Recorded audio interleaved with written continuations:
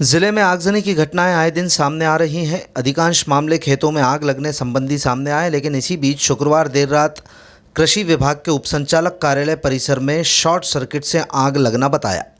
आगजनी की घटना में कार्यालय का महत्वपूर्ण रिकॉर्ड जलने की जानकारी सामने आई है। कृषि विभाग ने घटना की जाँच के लिए कमेटी का गठन कर दिया है।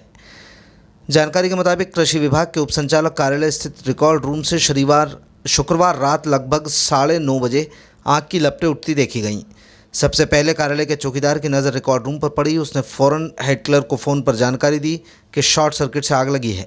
लपटों के साथ साथ चारों तरफ धुआं दिखाई दे रहा था। अधिकारियों की माने तो चौकीदार ने कार्यालय परिसर में ही लगे ट्यूबवेल की लेज़म से आग बुझाने की कोशिश की, लेकिन उसे अचानक करंट लगा। इसके बाद विभाग की सूचना अपर नगरपालिका द्वारा फायर ब्रिगेड भी मौके पर भेजी गई, लेकिन तब तक भारी मात्रा में कागज़ जलने से आग बेकाबू हो चुकी थी। आग की विभीषिका का अंदाज़ा इसी बात से लगाया जा सकता है कि फायर ब्रिगेड को दूसरी बार पानी लेकर मौके पर पहुंचना पड़ा। बताया जा रहा है कि करीब 1:30 बजे तक फायर ब्रिगेड के कर्मचारी आगजनी पर काबू पाने की कोशिश करते रहे। इसके बावजूद कृषि विभाग का महत्वपूर्ण रिकॉर्ड आगजनी की भेंट चढ़ चुका है। शनिवार को विभाग के वरिष्ठ अधिकारियों ने मौका मुआयना किया और एक कमेटी गठित कर इस बात की तस्दीक की जा रही है कि कक्ष में रखा कौन कौन सा रिकॉर्ड जलकर राख हुआ है। वास्तव में आगजनी की वजह क्या है? आगजनी की सूचना कृषि विभाग के संभाग स्तरीय कार्यालय को दे दी गई है। ये कार्यालय उप संचालक कृषि में रात में कल 9:30-10 बजे के आसपास आग लगी थी।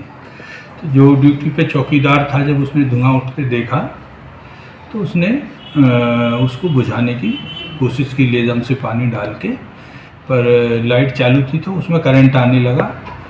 तो ये उसने बताया कि सर ये शॉर्ट सर्किट से आग लगी, तभी उसको करंट लगा। तो इसके बाद फिर उसने ऊपर हेड क्लर्क को खबर दी, फिर उनने बाकी अधिकारियों को बताया। मुझे फ़ोन आया, फिर मैंने तत्काल सीएमओ नगरपालिका को खबर दी और फायर ब्रिगेड बुलाए।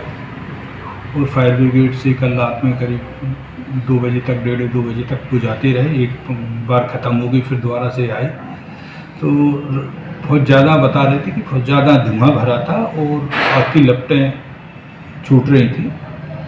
तो अंदर बड़े मुश्किल से घुस पाए और मतलब घुस भी नहीं पाए, बाहर से ही पानी डालते रहे। तो इस प्रकार से ये आग लगी थी।